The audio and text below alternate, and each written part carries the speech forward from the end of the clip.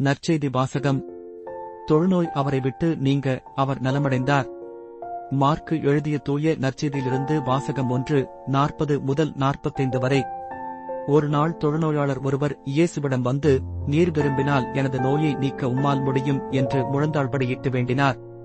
இயேசு அவர் மீது பரிவு கொண்டு தமது கையை நீட்டி அவரைத் தொட்டு அவரிடம், நான் விரும்புகிறேன், உமது நோய் நீங்குக என்றார். உடனே தொழுநோய் அவரை விட்டு நீங்க அவர் நலமடைந்தார். பிறகு அவரிடம், இதை யாருக்கும் சொல்ல வேண்டாம், கவனமாய் இரும்.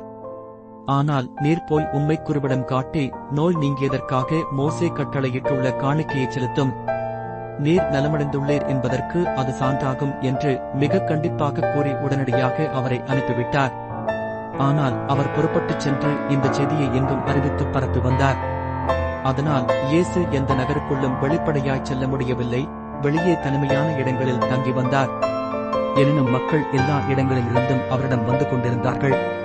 ஆண்டவரின் அருள்வாக்கு.